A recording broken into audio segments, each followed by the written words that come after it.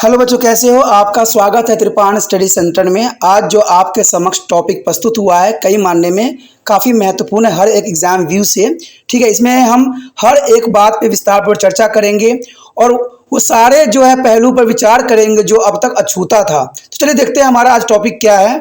यहाँ पर जो हम एससीपी के चैप्टर कर रहे हैं, सिख धर्म का विकास 1539 से लेके 1581 तक, गुरु अंगद देव, गुरु अमरदास तथा गुरु रामदास का योगदान। कहते हैं काफ़ी महत्वपूर्ण चैप्टर है।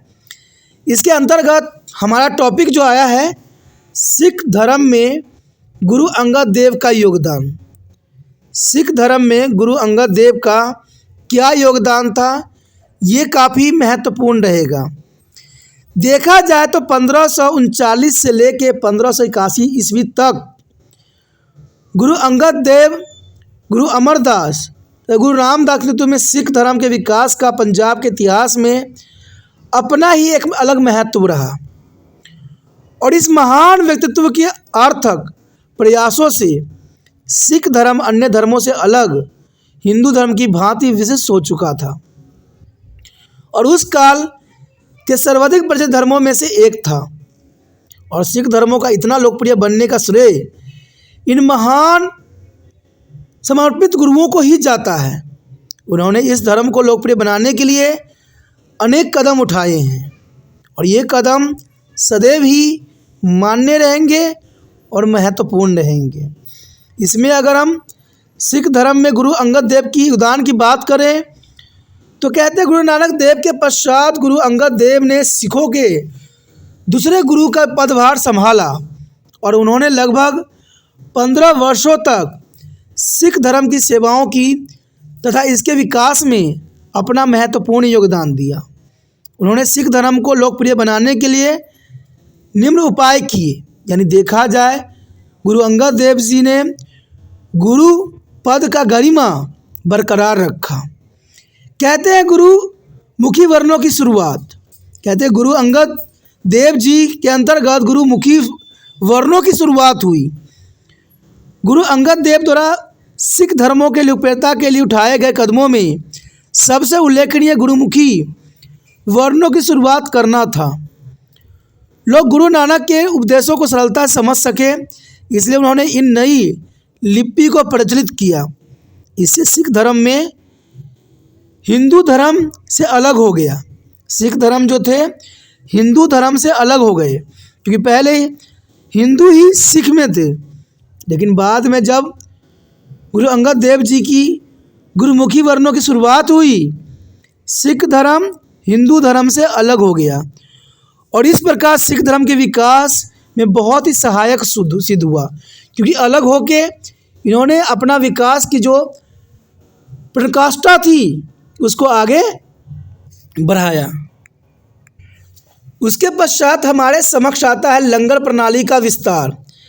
कहते हैं गुरु अंगद देव का सिख धर्म के विस्तार तथा विकास में एक अन्य प्रशासनिक कार्य लंगर प्रणाली का विस्तार था।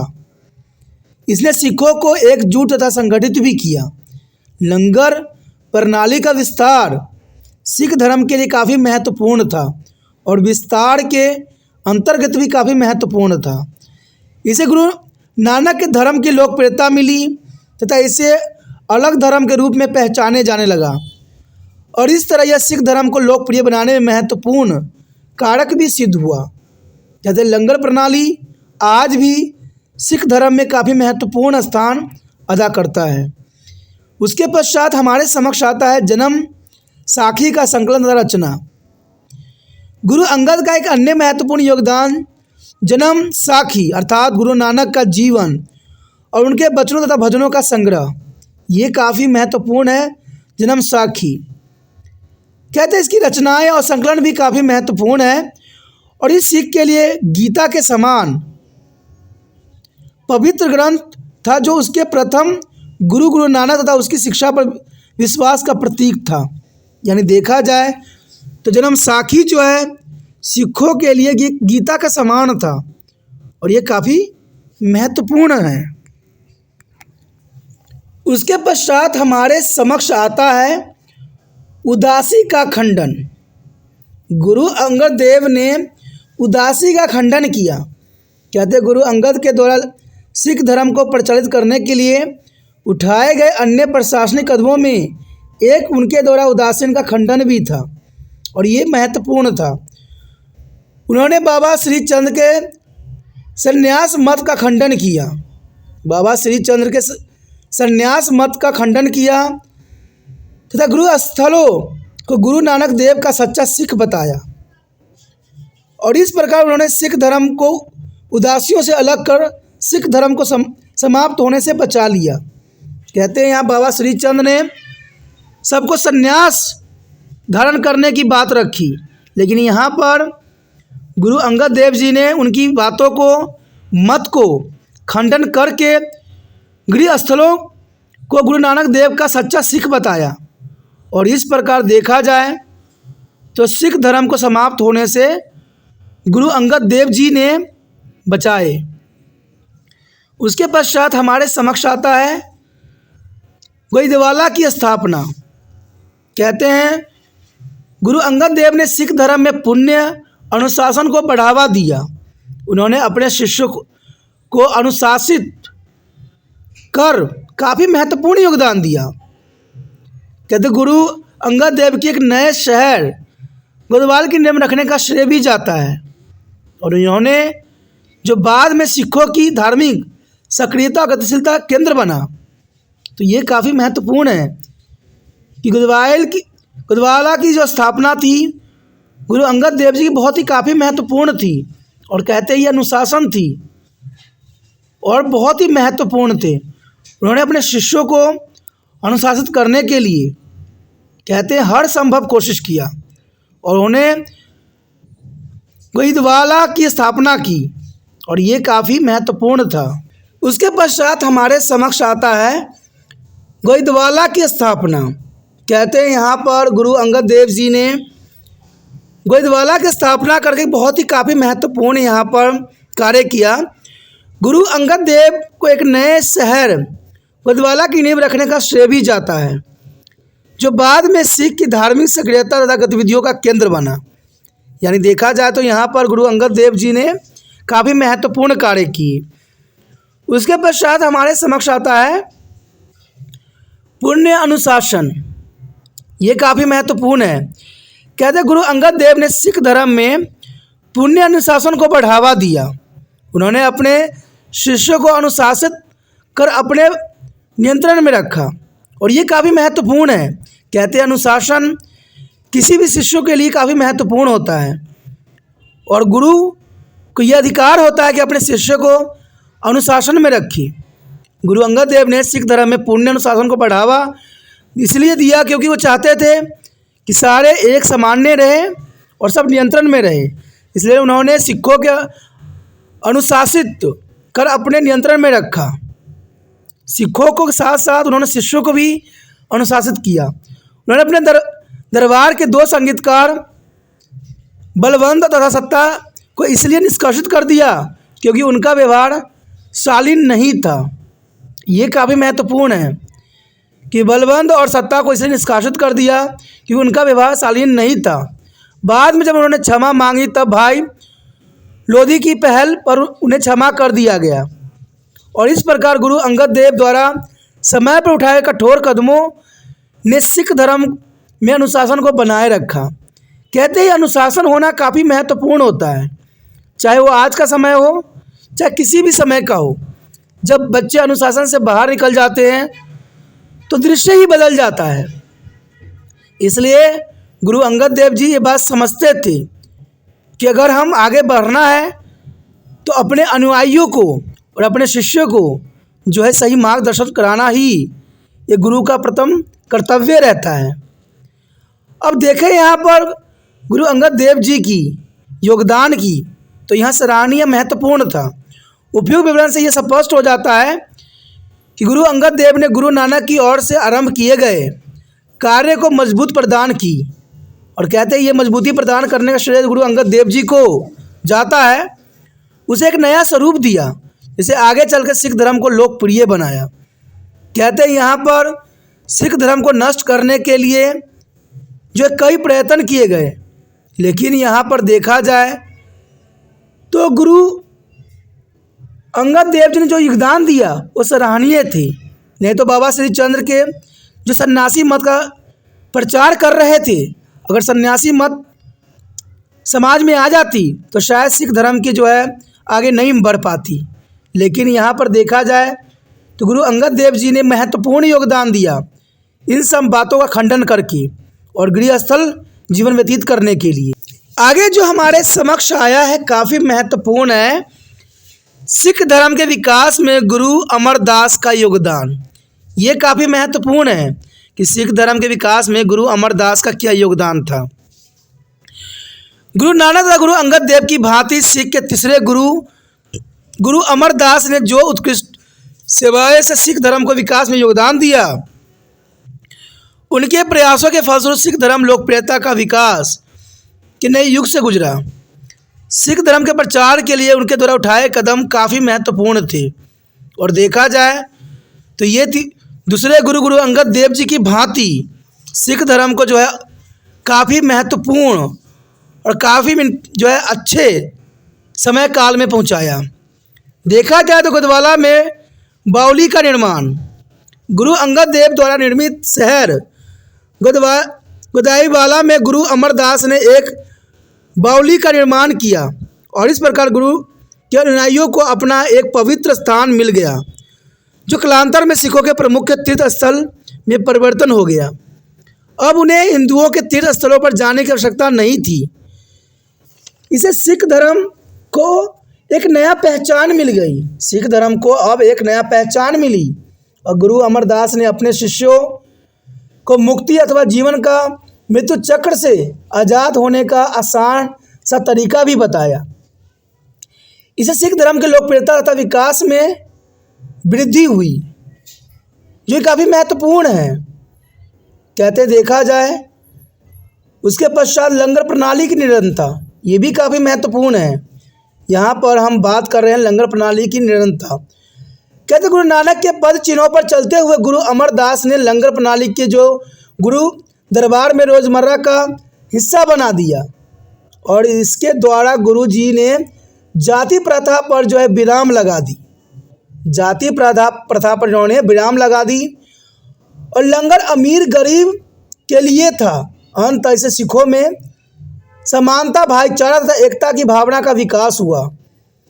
कहते लंगर प्रणाली ने सिखों को स्वतंत्र तथा मानव कल्याण भी बनाया, क्योंकि इससे सिखों की ज़रूरतमंदों तथा गरीबों की सहायता हेतु दान देने के लिए एक मंच भी मिल गया। तो देखा जाए तो यहाँ पर लंगर प्रणाली काफ़ी महत्वपूर्ण थी जो यहाँ पर चलाई गई और ये काफ़ी इम्पोर्टेंट भी था।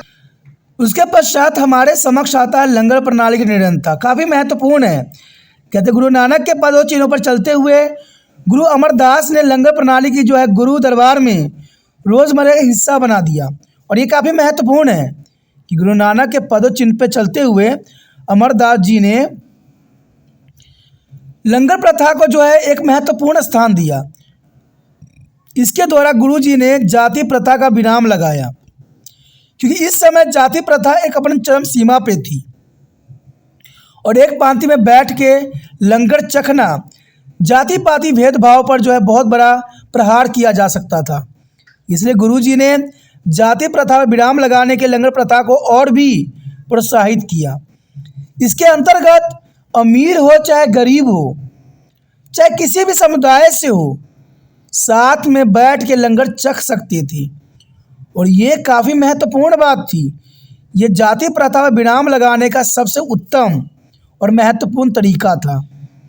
अंत से सिखों में समानता, भाईचारे तथा एकता की भावना का विकास हुआ और लंगर प्रणाली ने सिखों को स्वतंत्र तथा मानव कल्याणी भी बना दिया, क्योंकि इससे सिखों ने ज़रूरतमंदों एवं गरीबों की सहायता हेतु दान देने के लिए एक मंच तैयार कर दिया। सिख जो थे अब अपनी उदार नीतियों के अंतर्गत यहाँ पर दान देने के लिए सदैव तत्पर रहते थे और ये काफ़ी महत्वपूर्ण बात है। उसके पश्चात हमारे समक्ष आता है उदासीन तथा संन्यास का जोरदार खंडन।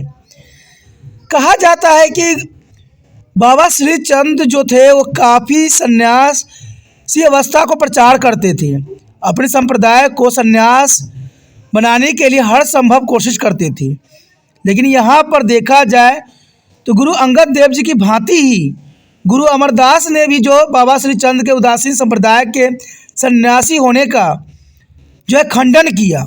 क्योंकि अगर देखा जाए, अगर लोग सन्यासी अवस्था को प्राप्त करते तो शायद सिख धर्म का इतना बोलबाला नहीं होता। और ये बात गुरु अंगद देव जी भी जानते थे और गुरु अमरदास भी जानते थे। इसलिए बाबा श्री चंद के उदासी संप्रदाय के सन्यास का जो है उन्होंने घोर खंडन किया। उन्होंने लोगों को यह विश्वास दिला दिया कि सिख धर्म के संप्रदाय गुरु नानक देव जी स्वयं एक गृहस्थ थे, यानी वो भी अपने गृह अवस्था को जिए थे। तो उन्होंने सन्यासवाद का घोर विरोधी किया। लेकिन देखा जाए तो बाबा श्री चंद यहाँ पर जो है लोगों में एक भ्रम पैदा किए जा रहे थे। उन्होंने ये भी घोषणा की कि उदासी संप्रदाय गुरु नानक की शिक्षाओं का विरुद्ध थे, यानी उदासी संप्रदाय गुरु नानक जिन्होंने शिक्षा दिया था उसके विरोधी थे। अंत उनके लिए सिख धर्म में कोई स्थान नहीं था। सिखों को उदासियों की संगति से बचाकर रहना चाहिए। ये बात उन्होंने काफ़ी महत्वपूर्ण बताई कि सिखों को उदासियों की संगति से बच के रहना चाहिए और इससे सिखों पर वंचित प्रभाव पड़ा और उन्होंने उदासीन से कोई संबंध नहीं रखा। इस प्रकार गुरु अमरदास ने सिखों को एक उदासियों से अलग कर दिया और उन्हें सिख धर्म के वास्तविक रूप के साथ बनाए रखा।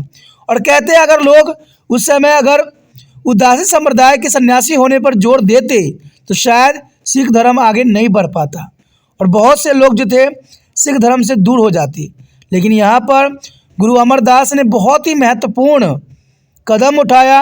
उन्होंने उदासी संप्रदाय के सन्यास का घोर खंडन किया और विरोध भी किया। उसके पश्चात हमारे समक्ष आता है गुरुवाणी की रचना का संकल्प। गुरुवाणी की रचना का संकल्प यहाँ पर देखा जाए तो काफ़ी महत्व रखेगा। कहते गुरु अमरदास ने गुरु अंगद देव के उल्लेखनीय कार्य अर्थात गुरु नानक का जीवन चरित्र और उनके शब्दों अथवा वचनों को संकल्प के कार्य जारी रखा। उन्हें स्वयं 907 शब्दों को रचना की तथा अन्य धार्मिक एवं भक्तों के वचनों को भी एकत्र किया। गुरु अमरदास के प्रयासों से गुरु अंगद देव के आदि ग्रंथ संकलन का कार्य सरल हो गया और गुरु अमरदास के इस कार्य ने भी जो है सिख धर्म के विकास में काफ़ी सहायक सिद्ध हुआ। यहाँ पर देखा जाए तो गुरु अमरदास के जो शब्द थे 907 वो गुरु अर्जन देव जी के लिए आदि ग्रंथ के लिए काफ़ी महत्वपूर्ण शब्द थे और इसमें गुरु अमरदास की काफ़ी महत्वपूर्ण स्थान थी। और इवन देखा जाए तो इसमें गुरु नानक देव जी के चरित्र का भी शब्दों में उन्होंने अंकलन किया जो कि काफ़ी सिख धर्म में काफ़ी महत्वपूर्ण था और आदि ग्रंथ में भी काफ़ी महत्वपूर्ण स्थान रखता है। उसके पश्चात इन्होंने मंजी प्रणाली प्रथा शुरू की। मंजी प्रणाली प्रथा बहुत काफ़ी महत्वपूर्ण है और एग्ज़ाम व्यू से भी महत्वपूर्ण है और एग्ज़ाम में आता है कि मंजी प्रणाली क्या है। कहते हैं और गुरु नानक द्वारा आरंभ की गई मंजी प्रणाली को गुरु अमरदास ने और मजबूत किया ताकि सिखों के मध्य एकता मजबूत हो। मंजी प्रणाली जो थी वो काफ़ी महत्वपूर्ण थी। कहते हैं वो हर क्षेत्र में जाकर मंजियों पर बैठ के अपने शिष्यों को उपदेश देते थे और ये प्रणाली जो है गुरु नानक देव जी ने आरंभ किया। लेकिन इस प्रणाली को गुरु अमरदास ने काफ़ी मजबूत किया, मध्य एकता मजबूत की। सिख धर्म का बढ़िया ढंग से तथा सुविधाजनक तरीके से प्रचार हेतु उन्होंने पूरे देश में 22 स्वतंत्र मंजिलों की स्थापना भी की। यानी देखा जाए तो सिख धर्म के सुविधाजनक तरीके से प्रचार हेतु उन्होंने देश में 22 स्वतंत्र मंजियों की स्थापना की और ये मंजियाँ काफ़ी महत्वपूर्ण थी। अपने अपने क्षेत्रों में कार्य करने वाले इन गतिविधियों पर सीधे गुरु जी का नियंत्रण और निर्देश था। जितने भी मंजिए होते थे उन सब पे गुरु जी का निर्देश भी होती थी और साथ में नियंत्रण भी था। इन मंजिलों के आगे पीढ़ियों में जो बांटा गया जो कि सिख धर्म का प्रचार करते थे। गुरु अमरदास ने धर्म शिक्षा और सामाजिक कल्याण के विकास में सहायता की तथा सिख धर्म को जो है परिव्यक्त होने में विशिष्ट योगदान भी दिया। तो देखा जाए मंजी प्रणाली काफ़ी महत्वपूर्ण थी और जो गुरु नानक देव जी ने स्टार्ट किया उसको गुरु अमरदास ने जो है इसको मजबूती प्रदान की और इस पर इन्होंने अपना नियंत्रण भी कायम रखा, जो कि काफ़ी महत्वपूर्ण है। उसके पश्चात हमारे समक्ष आता है गुरु अमरदास के सामाजिक कार्य। ये काफ़ी महत्वपूर्ण है, गुरु अमरदास के सामाजिक कार्य। कहते हैं गुरु अमरदास द्वारा कई सामाजिक सुधार किए गए। गुरु जी एक उच्च आदर्श धार्मिक व्यक्ति थे। उन्होंने कई पद दलितों को, लोभी ब्राह्मणों तथा विदेशी शासकों के जुल्मों से भी बचाया। उन्होंने सभी के उत्थान के लिए बहुत से कदम उठाए और ये काफ़ी महत्वपूर्ण है।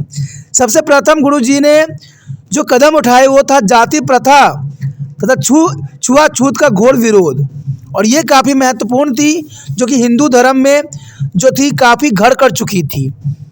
कहते हैं हिंदू धर्म के आधार पर सामाजिक संगठन जाति प्रथा गुरु अमरदास ने बुरी तरह से खंडन किया।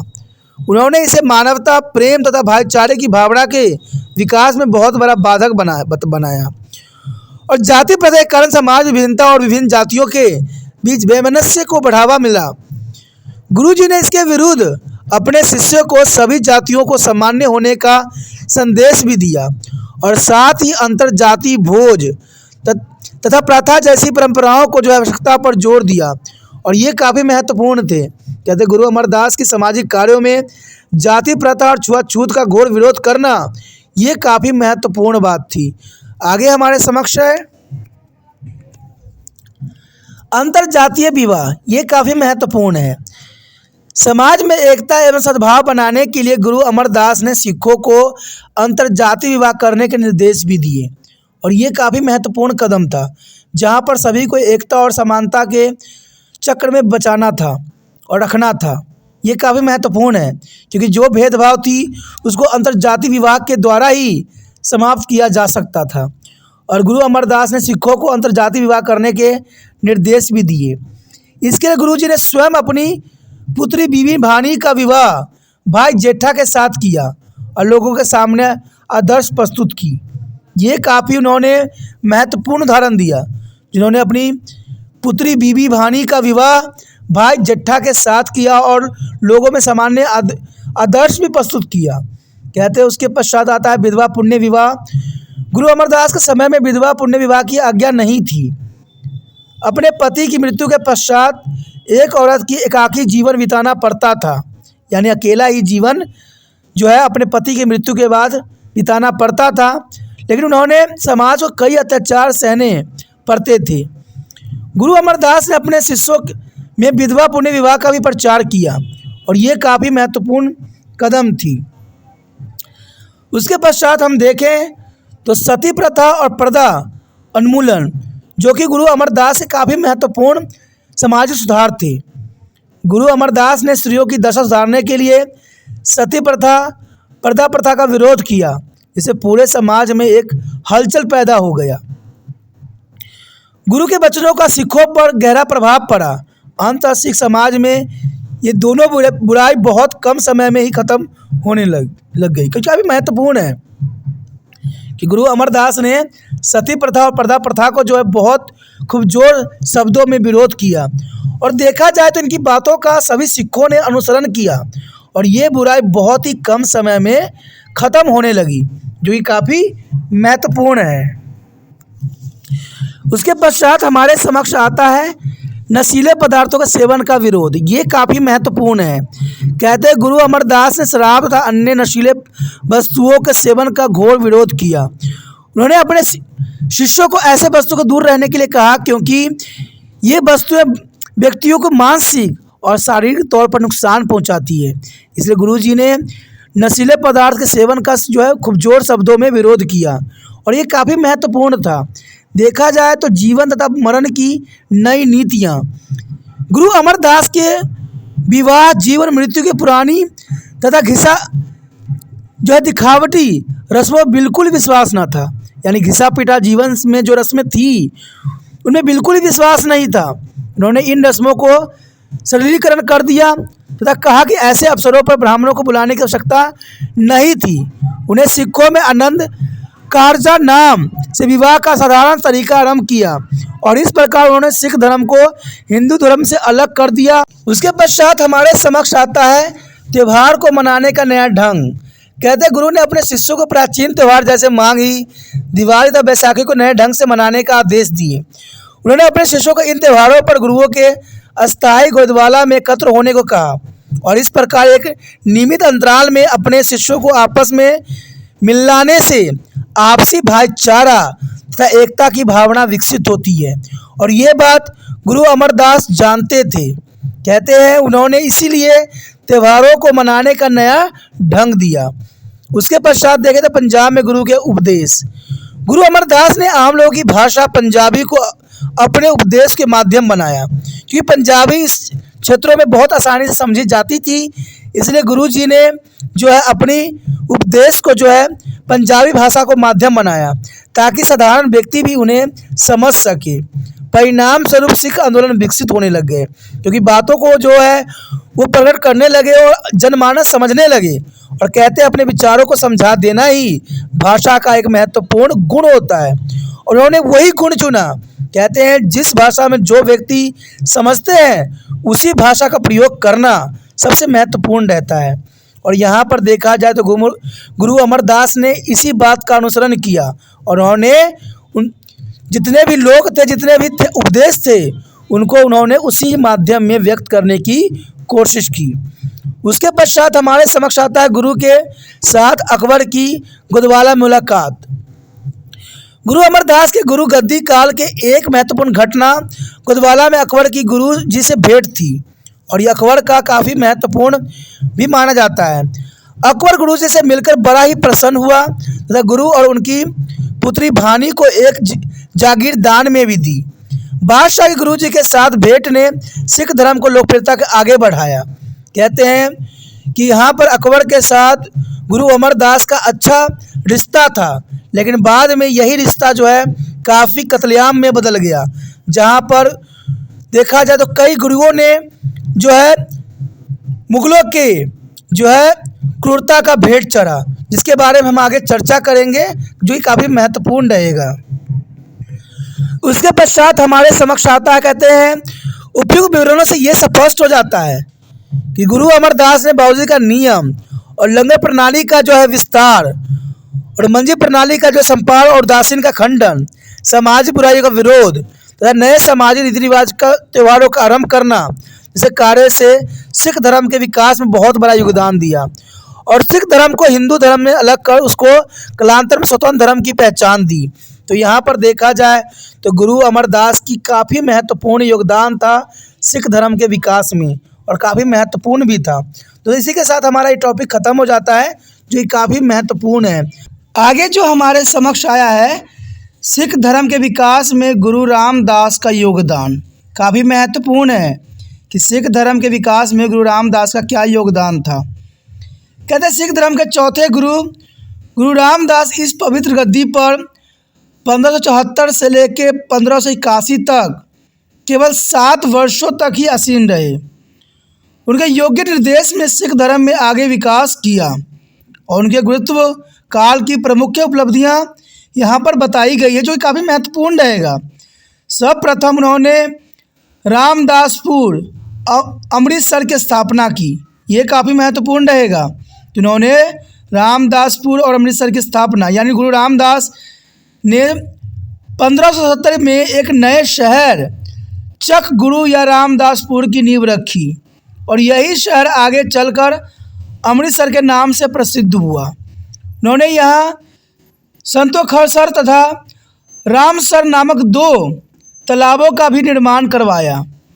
गुरुजी ने यहाँ अपने शिष्यों की आवश्यकताओं की पूर्ति के लिए एक बाजार भी शुरू किया, जो गुरु का बाजार नाम से काफ़ी प्रसिद्ध था। समय बीतने के साथ यह सिख धर्म के प्रमुख केंद्र बन गए और ये काफ़ी महत्वपूर्ण थे। और कहते हैं केंद्र के साथ साथ सिखों के प्रमुख तीर्थ स्थल भी ये बन गया। इससे सिखों में आपस में एकता की भावना जागृत हुई और भविष्य में इसका एक महान राष्ट्र बनाने के मार्ग के ऊपर प्रस्तुत हो गया। तो देखा जाए यहाँ पर गुरु रामदास ने जो योगदान दिए काफ़ी महत्वपूर्ण थे। इवन देखा जाए उन्होंने मनसद प्रणाली का भी शुभ आरंभ किया, तो देखते हैं मनसद प्रणाली क्या है। यहाँ पर हमारे समक्ष आया है मनसद प्रणाली, काफ़ी महत्वपूर्ण है। कहते गुरु रामदास ने प्रशंसनीय योगदानों में एक मनसद प्रणाली आरंभ किया था जो कि काफ़ी महत्वपूर्ण था। कहते गुरु जी के अमृतसर व संतोषखर तालाबों तथा नए शहर के निर्माण के लिए धन की आवश्यकता थी और इसलिए उन्होंने अपने शिष्यों को जो है दूरवर्ती क्षेत्रों से भेजकर सिक्कों से धन एकत्र करना शुरू किया और इस प्रकार मनसद प्रणाली का जन्म हुआ, जिसे गुरु अर्जन देव ने और मजबूत कर दिया। मनसद प्रणाली से गुरु जी को एक निश्चित आय प्राप्त होने लगी और साथ ही सिखों को ऐसा व्यवस्थित प्रशासनिक एवं राजनीतिक मंच प्रदान किया जिससे सिख धर्म का विकास हुआ तथा वे आगे चल के शस्त्रों के मुगल अत्याचारों का सामना कर सके। देखा जाए तो मनसद प्रणाली काफ़ी महत्वपूर्ण थे क्योंकि सिखों के अत्याचारों के खिलाफ मनसद प्रणाली की जो योगदान थी वो काफ़ी महत्वपूर्ण था।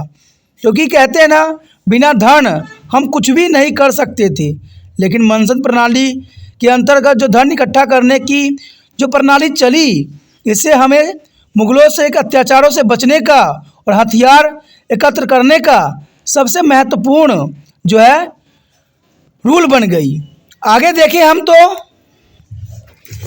सिख धर्म का प्रचार एवं प्रसार काफ़ी महत्वपूर्ण है। कहते गुरु रामदास ने सिख धर्म के विकास को एक नए तरीके से भी किया। ये काफ़ी महत्वपूर्ण है कि गुरु रामदास ने सिख धर्म के विकास को एक नया तरीके से भी किया। उन्होंने अपने सच्चे तथा विद्वान शिष्य भाई गुरदास की सहायता से सिख धर्म के प्रचार प्रसार का महान कार्य किया। उन्होंने सिख धर्म की शिक्षा के प्रचार के लिए जगह जगह उपदेशक भेजे और इससे सिख धर्म बहुत अधिक लोकप्रिय हुआ और ये काफ़ी महत्वपूर्ण था।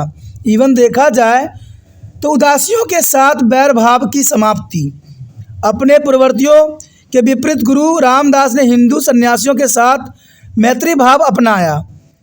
उनके विनम्र साहित्यिक गुणों और मैत्रीपूर्ण व्यवहार ने उदासियों के प्रमुख श्री चंद का हृदय भी जीत लिया। कहते हैं श्री चंद का हृदय जीतना बहुत ही महत्वपूर्ण था। उन दोनों के बीच सुलह भी हो गई और बाबा श्री चंद जी का बड़ा सम्मान करने लग गए। ये भी बहुत काफ़ी महत्वपूर्ण है। यहाँ पर बाबा श्री चंद गुरु जी का बड़ा सम्मान करने लगे। इसका कारण उनकी उदार नीति थी, उदासीनता थी। इसके परिणाम स्वरूप सिखों की उदासीन के साथ लंबे समय से चली आ रही शत्रुता समाप्त हो गई। क्योंकि देखा जाए तो श्री चंद्र के हृदय में जो परिवर्तन आया वो उदासिया का सबसे महत्वपूर्ण उदाहरण था। क्योंकि इसमें देखा जाए तो गुरु रामदास ने बहुत महत्वपूर्ण योगदान दिए। इवन कि गुरु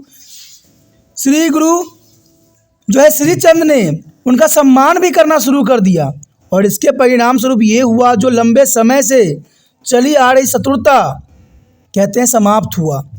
गुरु रामदास ने चतुराई से भरपूर कार्य से सिख धर्म के विकास में अपना काफ़ी महत्वपूर्ण भूमिका अदा की, जो कि काफ़ी महत्वपूर्ण है। उसके पश्चात हमारे समक्ष आता है अकबर के साथ मैत्रीपूर्ण तथा मधुर संबंध। देखा जाए तो ये वो समय काल था जहाँ पर मुगल के साथ और सिखों के साथ मैत्रीपूर्ण संबंध और काफ़ी जो है मधुर संबंध थे। क्योंकि उसके बाद जो संबंध मुगलों के साथ बनी वो काफ़ी दर्दनाक थी, बहुत कष्टमय थी। ऐसा कहा जाता है कि मुगल बादशाह अकबर गुरु रामदास से जो गुदवायल में मिलने आए थे, वह गुरु जी के संत स्वभाव व गुणों से बहुत अधिक प्रभावित हुआ। उनके मध्य मैत्रीपूर्ण तथा जो है मधुर संबंध स्थापित हुए। गुरु जी को अकबर ने 500 बीघा जमीन दान में दी, जिस पर बाद में अमृतसर शहर की नींव रखी गई। अकबर ने पंजाब के किसानों का एक बड़ा का भूख कर भी माफ़ कर दिया और ये सब गुरु का कृपा ही था। इस कार्य में गुरु जी की लोकप्रियता तथा सम्मान किसानों, जमींदारों व सिखों में बहुत बढ़ गया और इस प्रकार उन्होंने आने वाले वर्षों में सिख धर्म के विकास व उत्थान के लिए जो है द्वार खोल दिया। तो देखा जाए ये वो समय काल था जहाँ पर मुगल बादशाह अकबर ने गुरु रामदास की जो है मित्रतापूर्ण संबंध को यहाँ उजागर होता है। लेकिन उसके पश्चात जहांगीर, शाहजहाँ और इवन की औरंगजेब सबसे जो है सिख धर्म की शत्रुता हो गई और उनके कारणों से उनके अत्याचारों से सिख धर्म को जो है हथियार उठाना पड़ गया। तो ये काफ़ी महत्वपूर्ण बात यहाँ पर आता है कि यहाँ पर गुरु रामदास ने काफ़ी महत्वपूर्ण अपनी योगदान यहाँ पर दिया। उसके पश्चात हमारे समक्ष आता है गुरु अर्जुन देव को अपना उत्तराधिकारी बनाना एक बुद्धिमत्तापूर्ण कदम थी। देखा जाए तो यहाँ गुरु रामदास ने बहुत ही महत्वपूर्ण योगदान दिया, जिन्होंने गुरु अर्जुन देव जी को अपना उत्तराधिकारी बनाया। और ये काफ़ी महत्वपूर्ण बुद्धिमत्ता का एक बहुत ही महत्वपूर्ण कदम था। गुरु रामदास का सिख धर्म के विकास में एक अन्य महत्वपूर्ण कार्य उनके द्वारा अपने सबसे छोटे पुत्र अर्जुन देव को गुरु गद्दी का उत्तराधिकारी बनाना।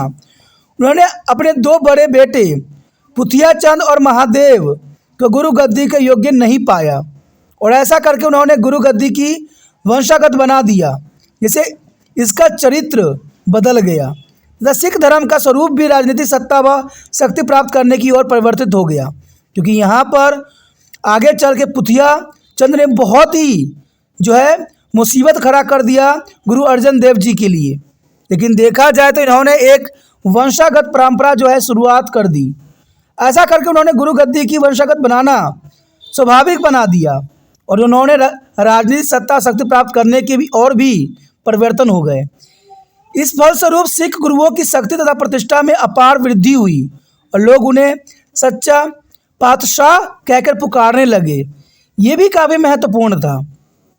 इवन संक्षेप में हम कहें तो गुरु अंगद देव, गुरु अमरदास तथा गुरु रामदास ने भी सिख धर्म के विकास तथा लोकप्रियता वृद्धि में अपार योगदान दिया, और ये काफ़ी महत्वपूर्ण है। यहाँ पर हमारे समक्ष जो आगे आया है काफ़ी महत्वपूर्ण है। मंजी प्रणाली का उदय, ये काफ़ी महत्वपूर्ण रहेगा। मंजी प्रणाली का उदय एग्जाम में क्वेश्चन काफ़ी महत्वपूर्ण रहता है। अब मंजी प्रणाली के बारे में हम क्या जानते हैं, क्या आपका इस विचारधारा है, तो ये काफ़ी महत्वपूर्ण रहेगा। देखा जाए तो मंजी प्रणाली एक नवीन प्रणाली थी जो तीसरे गुरु अमरदास जी द्वारा गोदवाला में प्रशासन की एक तार्किक और बढ़िया नियोजित विधि के अधीन समस्त पंजाब और भारत में सिख धर्म के प्रसार के लिए स्थापित की गई, जो कि काफ़ी महत्वपूर्ण थी। और देखा जाए तो मंजी प्रणाली का उदय इन्हीं कारणों से हुई कि सिख धर्म के जो है प्रचार किया जा सके। इवन देखें कि 16वीं शताब्दी के मध्य में सिख धर्म चारों ओर फैल गया। ये काफ़ी महत्व था कि सिख धर्म जो थे चारों क्षेत्रों में फैल गए, क्योंकि सिख धर्म को जो है आगे बढ़ाना था। इसी तरह सिख प्रचार के विभिन्न केंद्र पर लंगर की प्रथा भी जारी रही। सिख श्रद्धालुओं की गिनती भी तेजी से बढ़ने लग गई, और गुरु जी के लिए यह बड़ा मुश्किल हो गया कि अपने शिष्यों में प्रचार के लिए वे दूरस्थ स्थानों तक जा सके। क्योंकि देखा जाए तो सिख धर्म के बारे में गुणगान जो भी सुनता था वो इसी धर्म के बन के रह जाता था। इसलिए सबसे बड़ी चुनौती गुरु जी के समक्ष था कि शिष्यों के प्रचार के लिए उनको कैसे दूरस्थ स्थानों पर भेजा जाए और क्या तरीका यूज़ किया जाए। ये सबसे बड़ी प्रश्न चिन्ह थी। पहले गुरु अपने शिष्य के प्रचार के लिए मुक्त रूप से घूमते रहते थे। ये पुरानी परंपरा थी कि अपने शिष्यों के प्रचार के लिए गुरु जो है मुक्त रूप से घुमा करते थे। इवन कि देखा जाए तो श्री गुरु नानक देव जी भी इसी प्रकार प्रचार करते थे। वृद्ध होने के कारण गुरु अमरदास जी के लिए दूरस्थ स्थानों पर जाना मुश्किल कार्य था, दुष्कर्म कार्य था, क्योंकि एक तो वृद्ध थे और उनके लिए जाना संभव नहीं था। परंतु वो चाहते थे कि प्रत्येक सिख के साथ उनका संपर्क रहे। ये भी महत्वपूर्ण बात थी। सिख गुरुद्वारा में उनकी मुख्य गद्दी पर लगातार आते रहते थे, इसलिए उनका वहाँ रहना काफ़ी ज़रूरी था। और वो चाहते थे कि सिखों का दैनिक जीवन भी साधारण रूप से चलता रहे और उन्हें विशेष नियम आचरण में भी प्रशिक्षित किया जाता रहे। इसलिए दूरस्थ स्थानों पर संगत में प्रचार करने के लिए गुरुजी ने धर्मनिष्ठ और अस्वार्थी परोपकार की नियुक्ति कर दिया। और ये काफ़ी महत्वपूर्ण है कि धर्मनिष्ठ और अस्वार्थी परोपकारों की नियुक्ति किया गया। धर्म प्रचार के साथ साथ परोपकार के भेंटों एकत्र करने का कार्य भी उनको सौंपा गया। तो ये काफ़ी महत्वपूर्ण थे। आगे हम देखते हैं। उसके पश्चात हमारे समक्ष आता है मंजी की अवधारणा।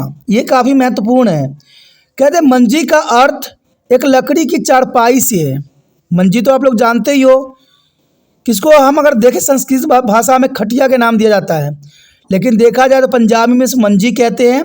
और मंजी जो है एक लकड़ी की 4 पाई से होता है, इनके 4 पाई होती है जिसमें बैठकर प्रचाक श्लोक गाया करते हैं और संगत एक सुर में पीछे पीछे समूह के रूप में गाया करती थी। तो ये मंजी प्रथा काफ़ी महत्वपूर्ण था।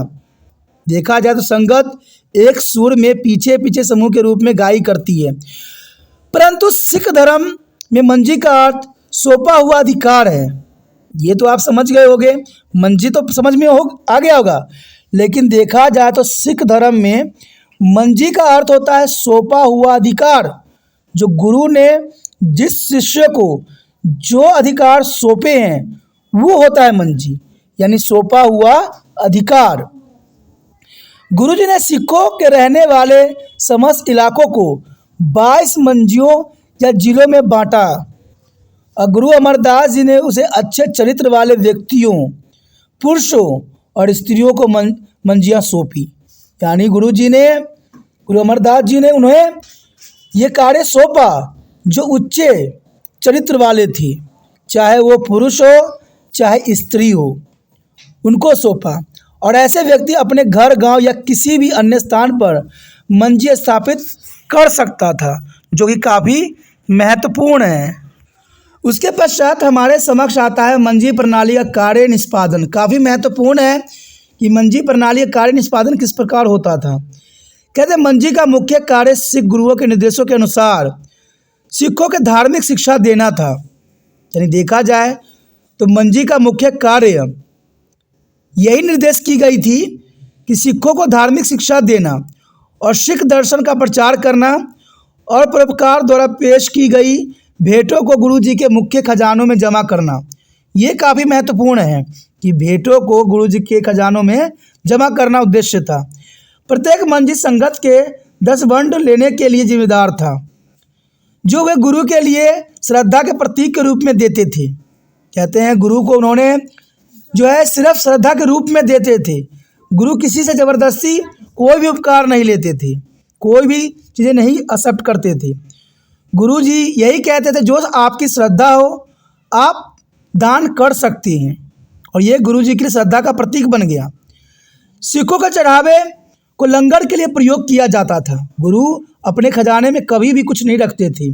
सिखों के चढ़ावे जो होते थे लंगर के लिए उपयोग किया जाता था, और स्थानीय कार्यों में खर्च पूरे करने के बाद जो कुछ बचता था वह गुदवाला में गुरु जी के लॉकर के लिए भेज दिया जाता था। यानी जो बच जाते थे, जो उपहार बच जाते थे, जो पैसे बच जाते थे, उसको अगले लंगर के लिए गुरु जी के पास संरक्षित रख दिया जाता था।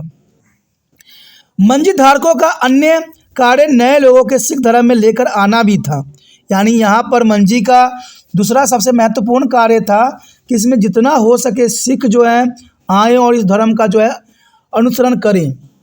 मिशनरी लोगों के चरण अमृत चख कर सिख धर्म में शामिल करते थे। जो मिशनरी थे लोगों को अमृत चखा के इसको सिख धर्म में जो है परिवर्तन करते थे। मंजी धारकों से यह आशा की जाती थी कि वह गुरु जी के मुख्य गद्दी पर समय समय पर आते रहें। यानी वहाँ पर मंजी वालों को यही निर्देश दी गई थी कि गुरु जी के पास आके विचार विमर्श किया जाए।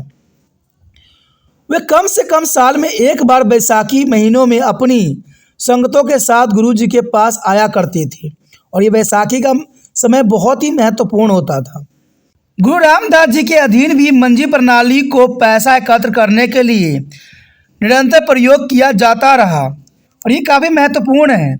कहते हैं सिख शिष्यों की गिनती में निरंतर बढ़ोतरी और लंगर के प्रसार और निर्माण कार्य के चलते गुरु जी को यह करना ही पड़ा, और ये काफ़ी महत्वपूर्ण है। गुरु रामदास जी के अधीन भी मंजी प्रणाली को पैसा एकत्र करने के लिए निरंतर प्रयोग करना ही पड़ा, और ये काफ़ी जरूरी था। बाद में यह प्रणाली मनसा प्रणाली में बदल गया। यानी देखा जाए तो बाद में यह प्रणाली मनसा प्रणाली में बदल गई। गुरु अमरदास ने पीरी प्रणाली के नाम से एक और प्रणाली स्थापित किया। गुरु अमरदास ने पीढ़ी प्रणाली के नाम से एक और प्रणाली की स्थापना किया, और पीढ़ियों की इंचार्ज औरतें भी थी जिनका उद्देश्य औरतों में गुरु शब्द की ज्योति जलाना और नाम को जो है सुगंध फैलाना था। ये काफ़ी महत्वपूर्ण यहाँ पर बात आता है कि पीढ़ियों की इंचार्ज औरत थी जिनका जिनका उद्देश्य औरतों में गुरु शब्द की ज्योति जलाना और नाम की सुगंध को फैलाना था। इवन देखिए तो पीढ़ियों की अधिकारी कुछ अति आदरणीय महिलाओं के नाम थे, जैसे बीबी मानी, बीबी दानी, बीबी पाल। गुरु अमरदास जी ने अपने 146 धर्म प्रचारकों के अधिकता और शक्ति दी कि वह देश के विभिन्न भागों में जाएं और नाम की महिमा और फैलाएं। और इन 146 व्यक्तियों में से देखा जाए तो 94 पुरुष और 52 औरतें थी, जो कि काफ़ी महत्वपूर्ण है। और यहाँ देखा जाए तो मंजी प्रणाली काफ़ी महत्वपूर्ण रहता है और ये सिख धर्म के लिए काफ़ी महत्वपूर्ण बात आती है। आगे जो हमारे समक्ष आया है मनसद प्रणाली के विकास, काफ़ी महत्वपूर्ण है कि मनसद प्रणाली का विकास किस प्रकार हुआ और काफ़ी महत्वपूर्ण भी रहता है। कहते हैं गुरु रामदास द्वारा मनसद प्रणाली की आरंभ की गई और इसे मनसद प्रणाली के स्थापक गुरु रामदास को ही माना जाता है। इन्हें कई निर्माण कार्य को पूरा करने के लिए धन की आवश्यकता थी और उन्हें लंगर चलाने तथा सिख धर्म के विकास के लिए भी धन की जरूरत थी। उन्होंने अपने सिखों को विभिन्न स्थानों में भेजा ताकि वो धन एकत्र कर सके और इस प्रकार मनसद प्रणाली का जन्म हुआ, जिसे गुरु अर्जन देव ने आगे चलकर जो है शक्तिशाली बना दिया और काफ़ी महत्वपूर्ण था। तो देखा जाए मनसद प्रणाली की शुरुआत काफ़ी महत्वपूर्ण है यहाँ पर कि मनसद प्रणाली की शुरुआत कैसे हुआ। कहते हैं गुरु रामदास ने अमृतसर तथा संतोषखर नामक 2 तालाबों का जो है निर्माण कार्य शुरू किया। गुरु जी को इस कार्य को पूरा करने के लिए धन चाहिए था और उन्हें लंगर तथा सिख धर्म के प्रसार के लिए भी धन की आवश्यकता थी। इसलिए उन्होंने अपने शिष्यों को देश के अलग अलग राज्यों में धन एकत्र करने के लिए भेजा। गुरु द्वारा भेजे गए ऐसे व्यक्तियों को मनसद कहते हैं, यानी जो गुरु ने भेजा और जो व्यक्ति इस कार्य में लगे हुए थे उसको मनसद कहते थे। तो मनसद आपको समझ में आ गया होगा कि मनसद किसे कहते हैं।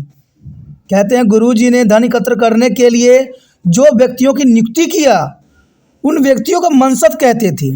आरंभ में इस प्रणाली का विकास बहुत धीमा तथा बाद में यह मनसद प्रणाली के नाम से प्रसिद्ध हुआ और ये काफ़ी महत्वपूर्ण थी।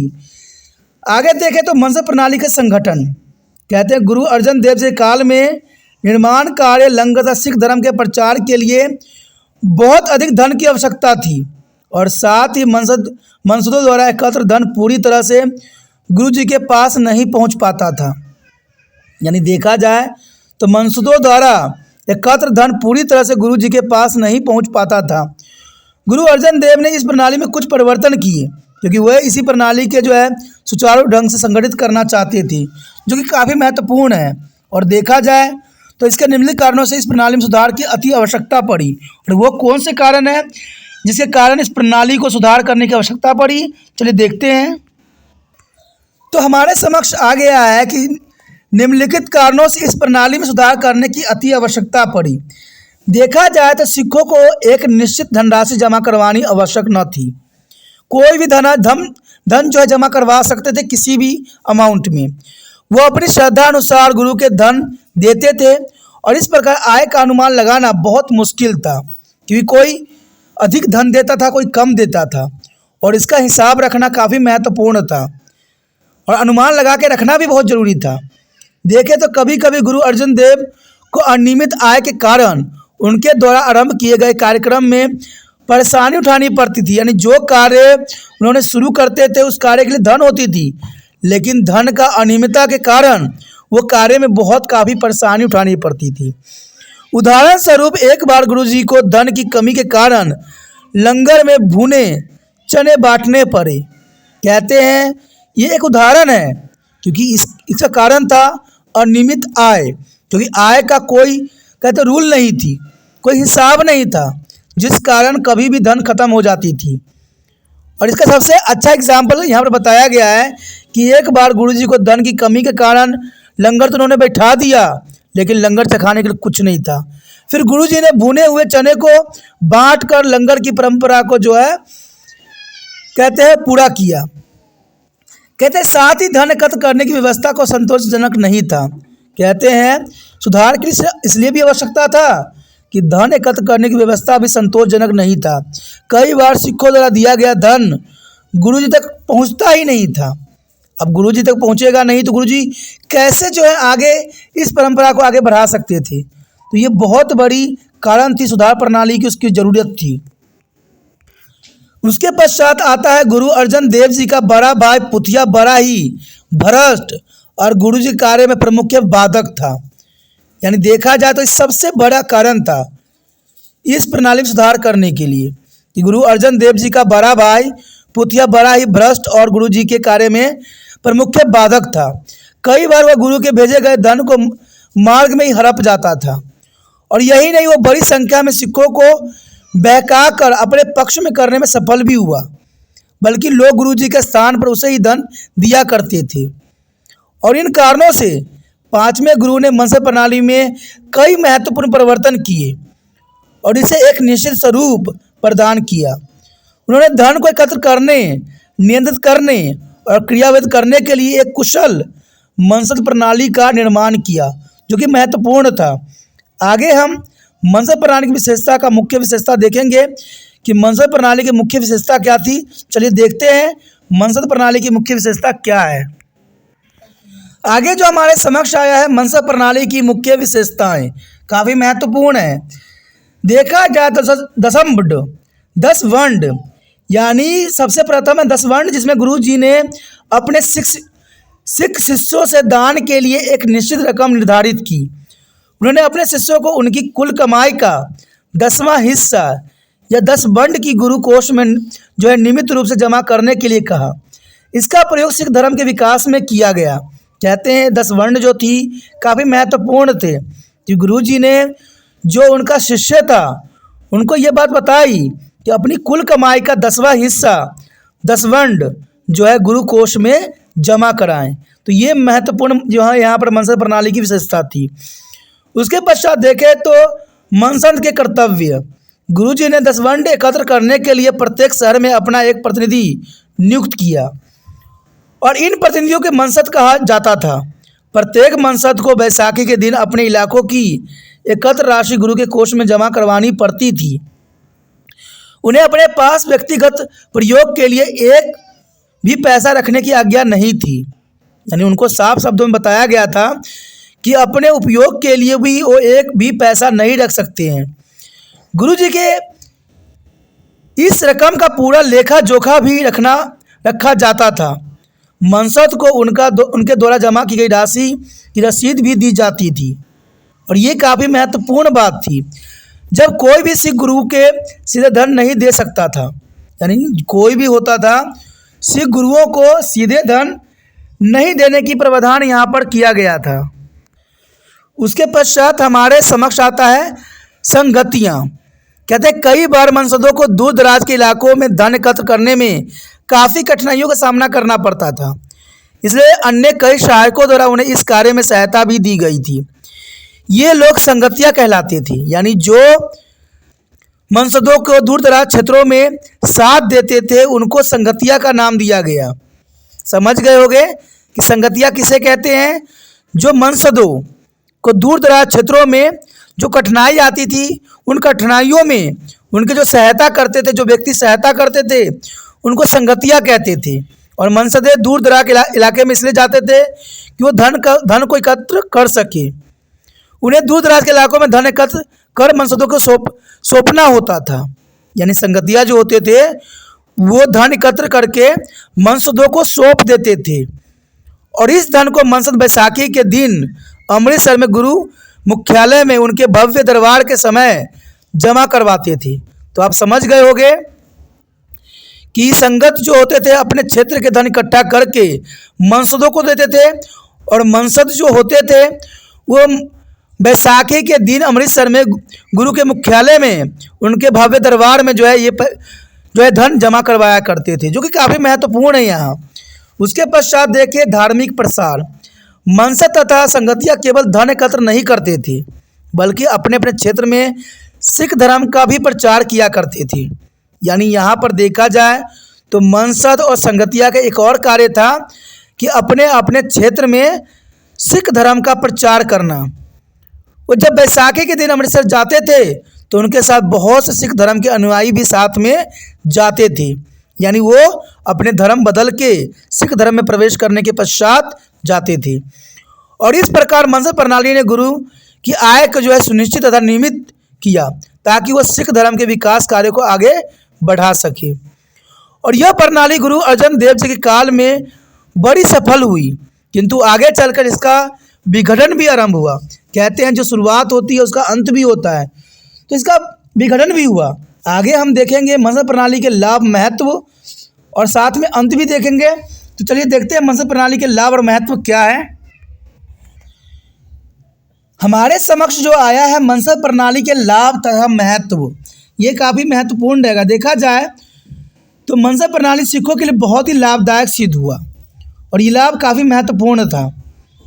कहते हैं इस प्रणाली से गुरु जी के नियमित तथा निश्चित आय होने लगी, जिससे वह अपनी आय व्यय की योजनाएं बना सके। और इस विषय में यह सही कहा गया है कि इसके साथ ही जब गुरु जी के आर्थिक स्रोत मजबूत हुए तब उनके लिए अपना आय व्यय नियोजित करना आसान हो गया तथा वह सिख धर्म के प्रचार प्रसार के लिए कई कार्य आरंभ भी कर सके। तो ये सब मनसद प्रणाली के अंतर्गत हुआ।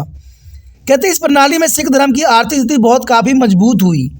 अब लंगर का प्रबंधन, धर्म का प्रसार और मंदिरों, तालाबों एवं नए शहरों का निर्माण आदि कार्य बहुत काफ़ी सरल रूप से हो जाती थी।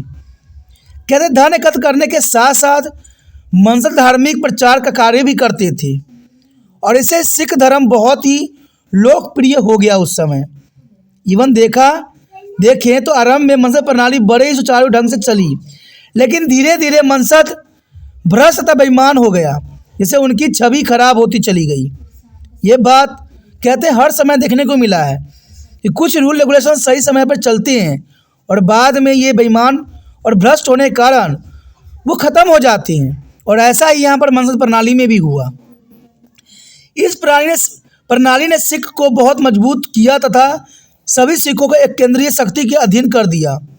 मनसद प्रणाली लोगों तथा गुरुओं के बीच मध्यस्थ का कार्य भी करते थे। देखा जाए तो यहाँ काफ़ी महत्वपूर्ण है कि मनसद लोगों और गुरु के बीच एक मध्यस्थता का कार्य करते थे और इस प्रकार गुरु जी का अपने लोगों पर पूरा नियंत्रण रहता था। तो मनसद प्रणाली यहाँ पर सिख धर्म के अंतर्गत काफ़ी महत्वपूर्ण थी। आगे देखते हैं हम कि मनसद प्रणाली का जो है कैसे विघटन हुआ। आगे हम देखें तो मनसद प्रणाली का अंत। आरंभ में मनसद प्रणाली बहुत ही ईमानदार वफादार थे, लेकिन समय बीतने के साथ वे भ्रष्ट और बेईमान हो गए। उन्होंने अपने कर्तव्य का पालन करना छोड़ दिया और दसवंध के रूप में एकत्र धन का जो है दुरुपयोग करने लग गए। उन्होंने नैतिक मूल्य का त्याग कर दिया और कई मनसद गुरु जी के खिलाफ षड्यंत्र रचने लग गए ताकि वो एकत्र धन को अपने पास रख सके। उन्होंने 9वें गुरु के लिए बहुत कठिनाई पैदा कर दी और उनके विरुद्ध कई षड्यंत्र भी रचे।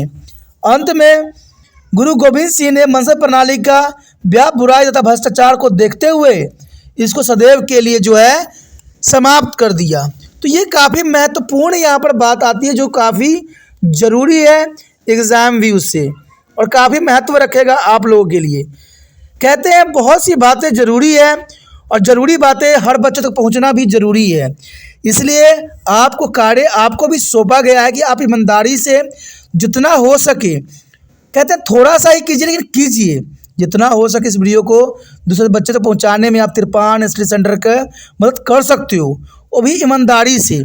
कहते हैं दोस्तों अगर आप कुछ देखते हो, कुछ समझते हो, अगर उस व्यक्ति का ये कर्तव्य रहता है तो आपका भी कर्तव्य बन जाता है। कहते हैं आज की दुनिया में देखो तो हर जगह भ्रष्टाचार, चारों तरफ बुराई ही बुराई फैला हुआ है और इस बुराइयों को अगर अंत करना है तो कहते हैं हमें बहुत ही बातों को जानना है। इतिहास में हर बुराई को ख़त्म करने के सारे मार्ग दर्शाए गए हैं और ये मार्ग जब तक उन बच्चों तक नहीं पहुंचेगा हमारे देश में कभी भी हम ईमानदारी के जीवन और कहते हैं ईमानदारी से नहीं जी सकोगे। आप सोचते हो कि मैं ईमानदार हूँ तो मैं ही ईमानदार हूँ। दोस्तों ये दुनिया का बहुत ही अलग सिचुएशन है। कोई व्यक्ति अगर ईमानदारी से चल रहा है तो उसको ईमानदारी से चलने नहीं दिया जाता है, और कोई बेईमान है तो वो बेईमान ही रहता है। कोई सुधरना चाहे तो सुधरने नहीं दिया जाता है, क्योंकि उनमें ज्ञान की कमी है, उनको वास्तविकता नहीं पता है। और वास्तविकता तब हम जानते हैं जब हम इतिहास के पन्नों को पलटते हैं। और यहाँ पर तिरपान स्टडी सेंटर सदैव इतिहास के पन्नों को ही पलटता है। आपके समक्ष हमेशा इतिहास के पन्नों में लिखे हुए शब्द ही नज़र आते हैं, और इससे ये बात सुनिश्चित होता है कि तिरपान स्टडी सेंटर झूठी बातों की तरफ कभी ध्यान नहीं देता है, सदैव सच और अच्छाई के साथ आगे बढ़ता है।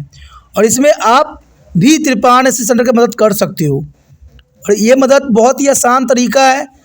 और आपको पता ही है कि सिंपल सी बात है कि इस वीडियो को शेयर करने की भावना रखना है, और ये तो आम सभी बच्चे करते हैं।